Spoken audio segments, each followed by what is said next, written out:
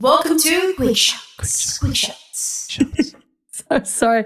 I wanted to just yell out a Sean Paul reference, but I forgot the words. A million naughty shotties, something anyway. Hello, welcome to the Quickshots with your favourite cousins, James and Alex Quickshots. It's just one of those days where I can't get it together. I have the giggles badly, so I do apologise. Come on, Baffler, get on with it. But also it's kind of fun. Okay. Yeah, you're going to get 2 this week. I did 2 last week. Okay. This one goes to you from Paul. If you claim depreciation on a property when you sell it, do you have to pay that back? Yes. Yes, you do. What you do is as you depreciate the property, basically that becomes the value of the property that you bought it for effectively. So you have to pay the gains on anything above that.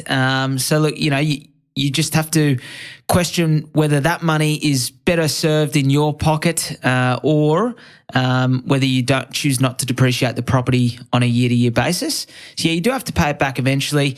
What I would sort of my own view and my own strategy around that is, I'd hope that I can keep my properties for, decades and even pass them on to the next generation, in which case it doesn't really become a thing, the paying it back, and the depreciation gives me the cash flow to sustain holding them whilst they increase in value. But yeah, that's the trade-off, Paul. Over to you. I know that you are qualified to talk about this one. Alison, how much would it cost to build a 2-bedroom granny flat? Obviously, listen to the recent series of podcasts. Alison's question there. You got any idea? I do.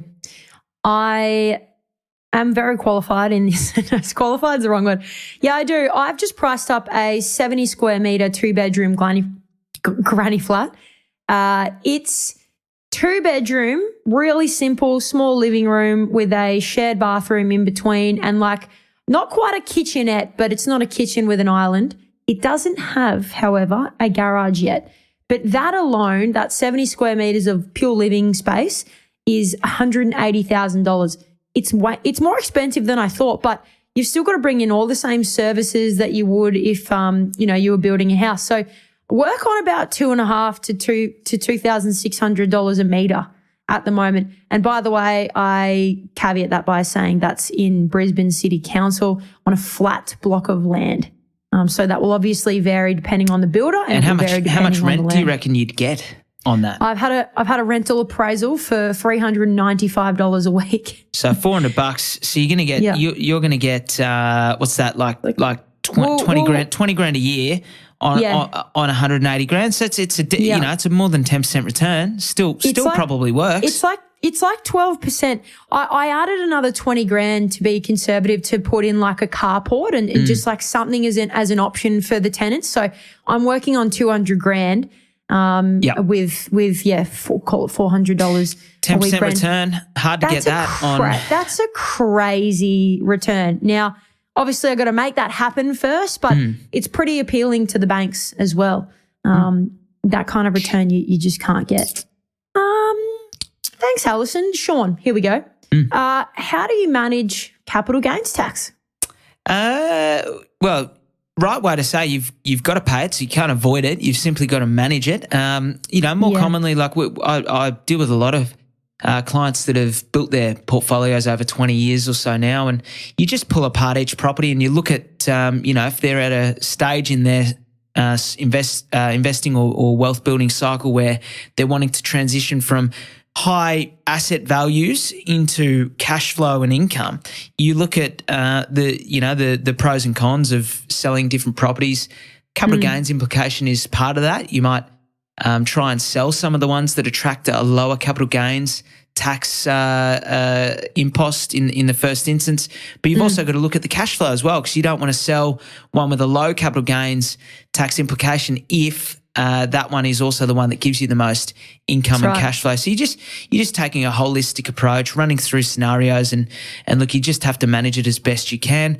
Capital gains tax can only really be reduced by either holding the property for more than 12 months and you get a 50% discount on the capital gains tax, when you've retired, obviously, you get the benefit of having no income. So therefore, the capital gains tax isn't going in on top of your income. Yeah. And the third one is to live in it. And some people do. They choose to live in it, albeit you still have to pay the capital gains for the period that you owned the property. So it doesn't go the whole way to reducing, but it can, again, manage the capital gains implications. So, Sean, there's ways around or ways to manage it, as you say, but it's just about dealing with it at the time and working out your options. I've got an episode coming up with Tax Tom, which is part 3, where we actually talk about that a little bit. Nice. And he just talks about, he's a big on, being prepared and having the right documentation for everything. So he's really strong on that. But, you should really, when you're trying to figure out when and what to sell, you can strategically do it with capital gains tax in mind, or minimising capital gains tax.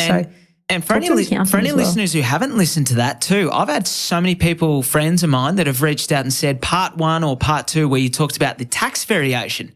Very, very insightful. A lot of people had no idea what it was, how depreciation worked into it. So even for someone like Paul who asked the question about depreciation, give the Tax Tom, I think it was part 1 or part 2. I think part 1. Part 1 with the tax variation. It was very, very insightful. Ooh. He and you did a great job of making it super simple and easy to understand. It was all Tom. I like to overcomplicate everything. All right, guys, thank you. That is Quickshots yet again. Send in the questions as you've got them. We love to hear them, and we'll see you next week. Thank you. Thanks for listening to another episode of The Double Shot with your favourite cousins, Alex and James Fitzgerald. If you've got a burning question or something we absolutely need to talk about on the pod, please write to us. Both of our emails are in the show notes. For little real estate tidbits and a little bit of banter, a lot of banter, you can follow us on the gram. Our handle is thedoubleshot.podcast. That, my friends, is thedoubleshot.podcast. Until next time, think of us when you sit back and sip your next double shot.